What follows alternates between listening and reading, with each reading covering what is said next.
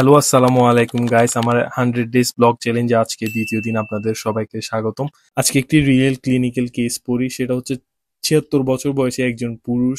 তার প্রচন্ড মাথা ব্যথা, বমি বমি আর জন্ডিসের লক্ষণ নিয়ে সে হসপিটালে আসে। পরে মস্তিষ্কের এমআরআই করে দেখা যায় তার মস্তিষ্কে অনেকগুলো টিউমার রয়েছে, যা মেটাস্টেটিস ক্যান্সারের লক্ষণ। মেটাস্টেটিস ক্যান্সার হচ্ছে শরীরে এক জায়গা থেকে অন্য জায়গায় ছড়ায়। সার্জারির মাধ্যমে টিউমারের টিস্যু পরীক্ষা করে দেখা গেল এক ধরনের বিরল পুরুষ স্তন ক্যান্সারের মেটাস্টেটিস। এই ক্যান্সারটি স্তন থেকে মস্তিষ্কে পৌঁছে গিয়েছে। তো রোগীটির ছিল লাস্ট স্টেজ। এখন রোগ নিয়ন্ত্রণ করা ছাড়া কোনো উপায় নেই। রেডিয়েশন থেরাপি, কেমোথেরাপি এবং হরমোনাল থেরাপি দিয়ে ট্রিটমেন্ট চলছে। আসলে আমরা যে কত অসহায়, আল্লাহর রহমত না থাকলে আসলে আমাদের কারোর পক্ষে চলা সম্ভব না। আজকের দ্বিতীয় দিনে চ্যালেঞ্জে আপনাদেরকে আমাদের ফুটবল গ্রাউন্ডটি ঘুরিয়ে দেখাবো। রোডের মিররের দাঁড়িয়ে কয়েকটি স্ন্যাপ নিলাম। আমাদের ডরমেটরি অপোজিটে হচ্ছে ফুটবল গ্রাউন্ড। সন্ধ্যা ৬টার পরে হালকা একটু অন্ধকার নেমে আসলে গ্রাউন্ডের লাইট সবগুলোর সাথে সাথে জ্বালিয়ে দেওয়া হয়। চীনের মানুষরা খুবই পরিশ্রমী, তারা খুবই সারাদিন পরিশ্রম করে, কিন্তু দিন শেষে তারা সন্ধ্যার সময় এসে নিজেকে একটু সময় দেয়। তাই আমিও আজকে চলে গেলাম তাদের সাথে সময় কাটাতে। মাত্র একটু আগেই বৃষ্টি পড়েছিল। চায়নার মধ্যে বৃষ্টি পড়লে একটি জিনিস লক্ষ্য করা যায়, বৃষ্টি শেষে মনে হয় রাস্তা, গাছপালা গুলো কেউ ধুয়ে পরিষ্কার করে এইমাত্র গিয়েছে। তো হাঁটতে হাঁটতে গ্রাউন্ডে চলে আসলাম। এটা হচ্ছে আমাদের বড় ফুটবল গ্রাউন্ড।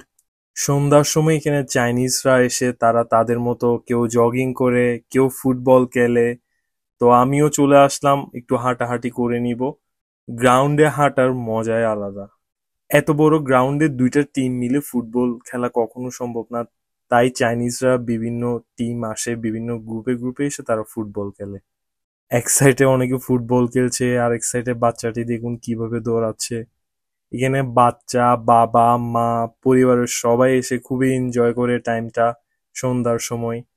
এখানে চাইনিজরা কেউ কেউ খেলাধুলা করতেছে, কেউ কেউ তাদের ফ্রেন্ডদের সাথে দুষ্টামি করতেছে। আর এদিকে একটা আঙ্কেল দেখেন কিভাবে এনজয় করতেছে তার লাইফটাকে, গানের সাথে সাথে এমন ভাবে নাচানাচি করতেছে, দেখে মনে হচ্ছে সে ২০ বছর বয়সী কোনো এক তরুণ।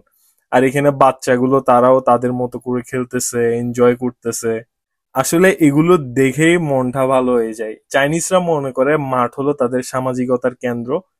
তো এখানে ওরা এদের বন্ধু বান্ধব, পরিবার, সহপাঠী, সহকর্মী, বাবা মা সবাইকে নিয়ে আসে, একসাথে সময় কাটায়, একসাথে নিজেদেরকে একটু টাইম দেয়, একসাথে পরিবারের সাথে একটু টাইম কাটায়। চাইনিজদেরকে দেখলেই বোঝা যায় তারা কতটা স্বাস্থ্য সচেতন। যারা হচ্ছে আপনার গ্রাউন্ডে আসতে পারবে না তারা ঠিকই বাইরে দৌড়াদৌড়ি করছে, হাঁটাহাঁটি করছে। আমিও রাউন্ড দিতে দিতে অনেক সময় চলে গেল, প্রায় ৩-৪ রাউন্ড দিয়ে দেওয়ার পর আমার মনটাও ভালো হয়ে গেল। তো এখন ডর্মে চলে যাওয়ার আবার সময় চলে আসছে, আবার চলে যাব ডর্মে। দেখা হবে অন্য কোনো সময়, অন্য কোনো ব্লগে। আজ এ পর্যন্তই।